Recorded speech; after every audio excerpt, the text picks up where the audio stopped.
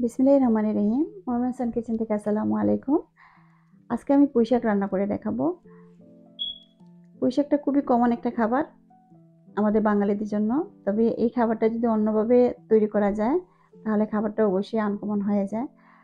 আমি কি লাগলো আমার এই রেসিপিতে আমি দেখাচ্ছি। পেঁয়াজ কুচি করে নিয়েছি, টুনা নিয়েছি, ধনেপাতা, কাঁচামরিচ, পাউডার মশলা, পুঁই শাক এবং চিংড়ি মাছ। পেঁয়াজটা একটু ভুনে নেব, খুবই ছোট করে কেটে নিয়েছি। এখন কাঁচামরিচ কয়েকটা দিয়ে দিলাম। আরও কাঁচামরিচ আপনারা দিতে পারেন, তবে পুঁই শাকে এত ঝাল ভালো লাগে না। আমি এখন চিংড়ি মাছ দিয়ে দিচ্ছি। যেহেতু পুঁই শাক দেওয়া সাথে সাথেই সিদ্ধ হয়ে যায় খুব তাড়াতাড়ি, তাই পুঁই শাকটা দেওয়ার আগে মাছগুলো দিয়ে দিবেন। যে মাছ দিয়ে রান্না করেন আগে দিয়ে দেবেন। এখন পাউডার মশলাগুলো দিলাম। 1 চামচ করে দিয়েছি হলুদের পাউডার, লাল মরিচের পাউডার, ধনিয়া পাউডার, একটু জিরা দিয়েছি হাফ চামচের মতো, লবণ দিলাম স্বাদ অনুযায়ী। লবণ এবং কাঁচামরিচ আপনারা বাড়িয়ে কমিয়ে দিবেন। এখন মাছটাকে ভুনে নেব। যেহেতু প্যাকেটের মাছ সিদ্ধ অলরেডি আছে, হাফ সিদ্ধ করা, এখন আমি পুঁই শাক দিয়ে দিচ্ছি।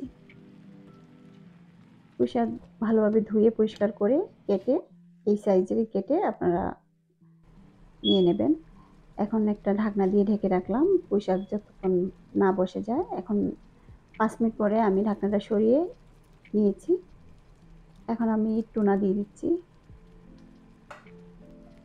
আমি যা যা জিনিস দিয়ে রান্না করতেছি সবগুলো অলরেডি সিদ্ধ করা। টুনা দেওয়ার পর আমি আবার একটু নাড়াচাড়া করে ঢেকে রেখে দেব। তাইলে আপনারা এই পর্যায়ে নামিয়ে নিতে পারেন, কালারটাও নষ্ট হবে না পুঁই শাকের। কেউ কেউ একটু ঝুল খেতে ভালোবাসেন, আপনারা নামিয়ে নিতে পারেন। তবে আমি এই পানিটাকে একদম রাখবো না, একদম পানি ছাড়াই রান্না করব। শুকিয়ে নিচ্ছি, তাই আমার কালারটা অন্যরকম হয়ে এসেছে।